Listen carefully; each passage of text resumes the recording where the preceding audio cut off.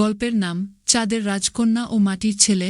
অনেক অনেক বছর আগে, যখন আকাশে নক্ষত্ররা কথা বলত আর নদীর জলে দেখা যেত ভবিষ্যৎ, তখন এক জাদুকরী রাজ্য ছিল, যার নাম ছিল অলোকপুর। অলোকপুরের মানুষ বিশ্বাস করত তাদের রাজ্যের ভাগ্য বাঁধা চাঁদের সাথে। চাঁদ যেদিন হাসে সেদিন ফসল ফলে। চাঁদ যেদিন লুকায় সেদিন রাজ্যে দুর্ভিক্ষ নামে। চাঁদের সেই আলো থেকে জন্ম নিয়েছিল এক রাজকন্যা এলারা। তার চুল ছিল রূপার মতো চকচকে, চোখ দুটি নীলাভ জ্যোৎস্নায় ভরা। তিনি ছিলেন নিঃসঙ্গ, কারণ তাকে চাঁদের আলোতে জন্ম দিয়ে ফের চাঁদের কোলে তুলে নিতে চেয়েছিল দেবতারা। কিন্তু এলারা চেয়েছিল মানুষ হয়ে থাকতে, মাটির গন্ধে মিশে যেতে, ভালোবাসা পেতে। অন্যদিকে ছিল এক গরিব কুমোরের ছেলে, আরুন। মাটির হাড়ি বানিয়ে গ্রামে বিক্রি করত সে। কিন্তু তার চোখে ছিল স্বপ্ন, একদিন নিজের হাতে এমন কিছু বানাবে যা চাঁদের কাছেও পৌঁছে যাবে। আরুনের হৃদয় ছিল কোমল, শিল্পে ছিল নিপুণতা আর কল্পনায় ছিল জাদু। এক পূর্ণিমার রাতে এলারা হেঁটে বের হয় রাজপ্রাসাদের গোপন পথ দিয়ে। তার মনে হয়েছিল এই রাতেই সে খুঁজে পাবে তার আসল পরিচয়। চাঁদের মেয়ে হয়েও তিনি চেয়েছিলেন মাটির সন্তান হতে। তার পথচলা থামে যখন সে দেখে এক তরুণ মাঠের মাঝখানে মাটির প্রদীপ বানাচ্ছে। সেই তরুণ আর কেউ নয়, আরুন। এলারা অবাক হয়ে দেখে ছেলেটি প্রদীপে এমন নিখুঁত করে খোদাই করছে, যেন তার স্পর্শেই প্রদীপ বেঁচে উঠছে। এলারার মনে হয় এই মাটির ছেলেটির ছোঁয়া তার হৃদয়ের শূন্যতা পূর্ণ করতে পারে। তাদের দেখা হয়। কথায় কথায় গড়ে ওঠে বন্ধুত্ব। এলারা নিজের পরিচয় গোপন রাখে, বলে সে এক জায়াবর।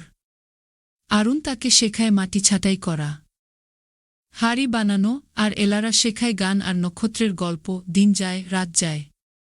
একদিন এলারা বলে বসে, তুমি জানো আমি চাঁদের মেয়ে, কিন্তু আমি মানুষ হতে চাই। আরুন অবাক, কিন্তু সে হাসে, তুমি যেমনই হও, আমার কাছে তুমি এই মাটিরই অংশ। আমি তোমাকে যেমন পেয়েছি তেমন ভালোবাসি। এ কথা শুনে এলারার চোখে জল আসে।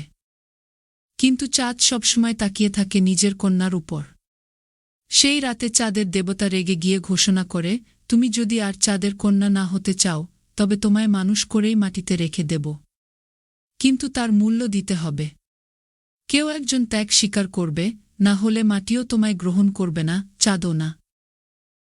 এলারার চোখে ভয়, কিন্তু তখনই আরুন বলে, আমি দেব ত্যাগ।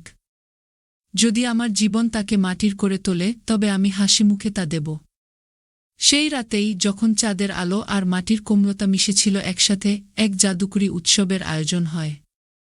আরুন চাঁদের নিচে দাঁড়িয়ে এলারার হাতে মাটির প্রদীপ তুলে দেয়, যেটি সে বানিয়েছিল নিজের হৃদয়ের শেষ প্রেম দিয়ে।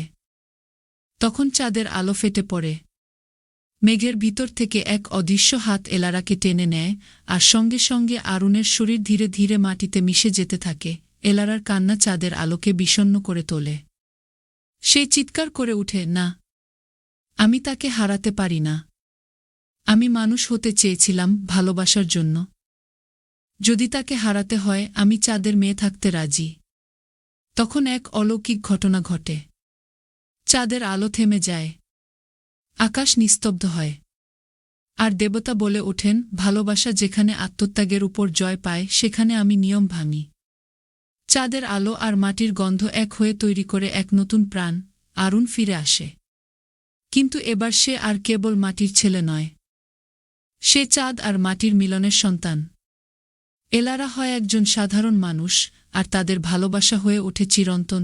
তারা একসাথে নতুন গ্রাম গড়ে তোলে, চাঁদমাটি।